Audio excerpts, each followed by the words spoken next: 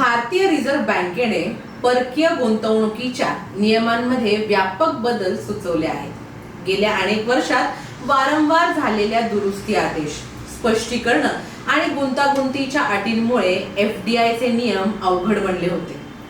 त्याऐवजी आता अधिक सुसंगत, तत्व आधारित आणि स्पष्ट नियमावली आणण्याचा प्रयत्न होत आहे.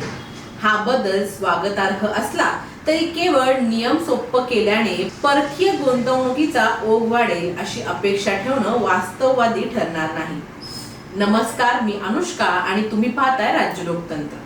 आज भारताकडे जगभरातील गुंतवणूकदारांचं लक्ष आहे.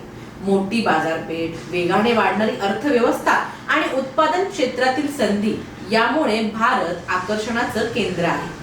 मात्र प्रत्यक्षात भारतात येणाऱ्या निव्वळ एफडीआय मध्ये अपेक्षित वाढ दिसत नाही. कारण जितकी नवीन गुंतवणूक येते तितक्याच प्रमाणात जुनी गुंतवणूक बाहेरही जाते. त्यामुळे भारतासमोरील खरं आव्हान नवीन गुंतवणूक आणण्या इतकंच गुंतवणूकदारांना टिकून ठेवण्याचं आहे. आरबीआयचे प्रस्तावित नियम व्यवहारातील अनेक संदिग्धता दूर करू शकतात. परकीय गुंतवणूक, पोर्टफोलिओ गुंतवणूक, मालकी हक्क, नियंत्रण, डाऊनस्ट्रीम गुंतवणूक यासारख्या संकल्पनांची स्पष्ट व्याख्या झाल्यास व्यवहार अधिक सुलभ होतील. तसंच विलीनीकरण, अधिग्रहण, पुनर्रचना आणि एक्झिट प्रक्रियेलाही गती मिळू शकते. परंतु गुंतवणूकदार केवळ नियमांकडे पाहून निर्णय घेत नाहीत.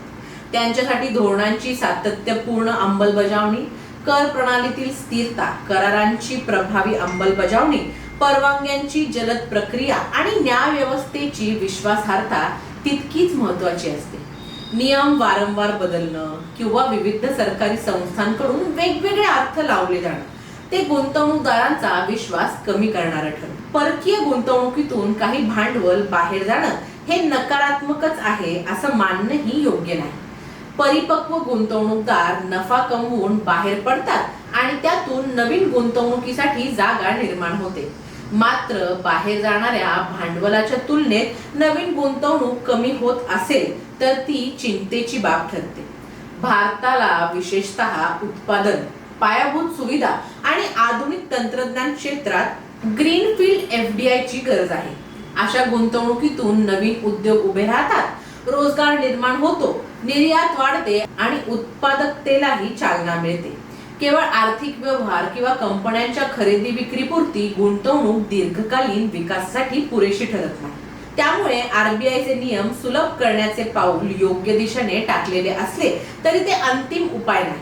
केंद्र सरकारची एफडीआय धोरणं, आरबीआयचे नियम आणि विविध नियामक संस्थांची अंमलबजावणी यामध्ये सुसंगती आवश्यक आहे.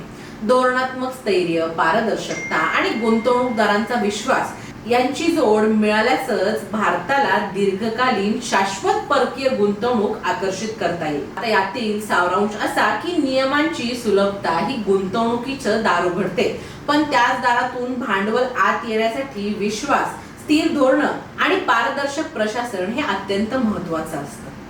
तुम्हाला याबद्दल काय वाटतं आम्हाला कमेंट्स मध्ये नक्की कळवा. व्हिडिओ आवडला असेल तर लाईक करा, शेअर करा आणि चॅनलला सबस्क्राईब करायला विसरू नका. धन्यवाद. दैनिक राज्य लोकतंत्र.